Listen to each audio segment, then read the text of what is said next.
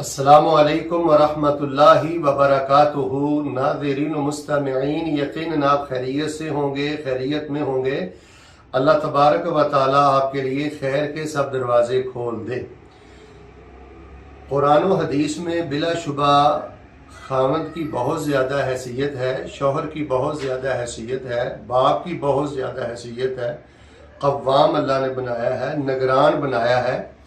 دنیاوی معاملات میں، خاندانی معاملات میں بلا شبہ باپ کی رائے کو فوقیت حاصل ہے، شوہر کی رائے کو فوقیت حاصل ہے، لیکن اس کا یہ مطلب نہیں ہے کہ شوہر ظلم پہ اتر آئے یا باپ ظلم پہ اتر آئے۔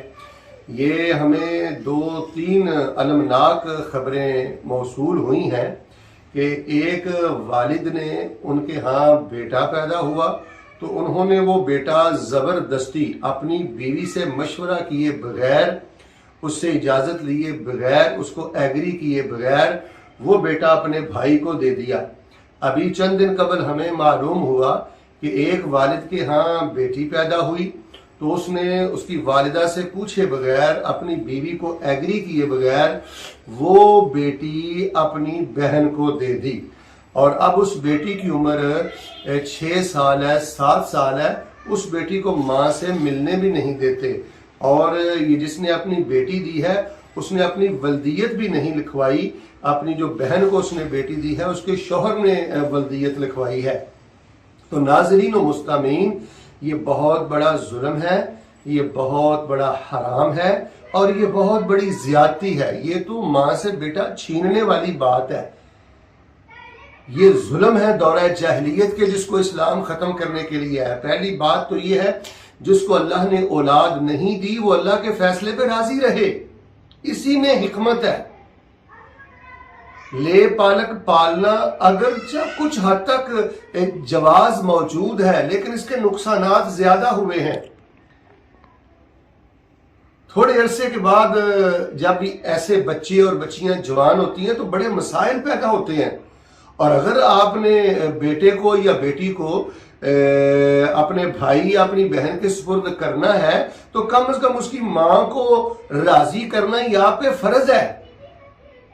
اگر آپ زبردستی بیٹا چھینتے ہیں اس کی گود سے، یا زبردستی آپ بیٹی چھینتے ہیں اس کی گود سے، پھر ظلم در ظلم در ظلم یہ ہے کہ آپ ملنے تک نہیں دیتے، اپنی ولدیت تک نہیں لکھواتے، نطفہ آپ چینج کرتے ہیں، وراثت کے معاملات میں خرابی آتی ہے۔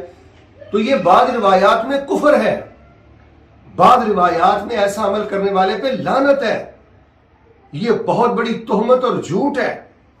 تو میں پوری امت کے مسلمانوں کو قرآن و حدیث کی روشنی میں یہ مسئلہ بتلانا چاہتا ہوں کہ پہلے تو کوشش یہ کریں کہ لے پالک کی ضرورت نہیں ہے۔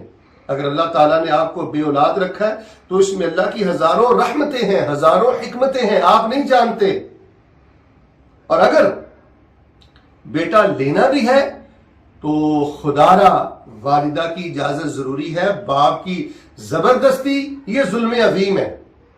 تو لہٰذا جہاں تک یہ ہمارا پیغام جائے، ایک تو ولدیت چینج نہ کریں جی، باپ چینج نہ کریں، یہ اکبر الکبائر، بہت بڑا ناقابل معافی جرم ہے۔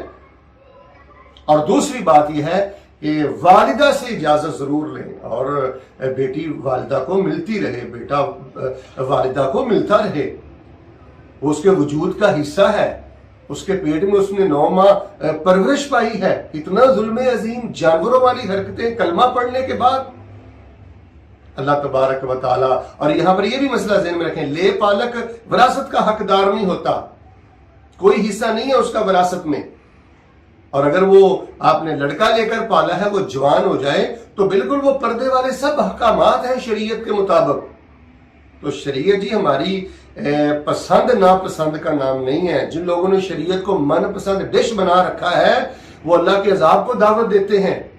اللہ تبارک و تعالی ہم سب کو دین کی یہ باتیں سمجھنے کی، سننے کی اور اللہ ان پہ عمل کرنے کی توفیق عطا فرمائے، اور ایسے ظلم سے اللہ تعالی ہمیں باز رہنے کی توفیق عطا فرمائے، ورنہ اللہ کی پکڑ بہت شدید ہے، بہت سخت ہے، ہم اس کا مقابلہ نہیں کر سکتے، سامنا نہیں کر سکتے۔ اللہ تبارک و تعالی ہم کو شریعت پہ چلنے کی توفیق عطا فرمائے۔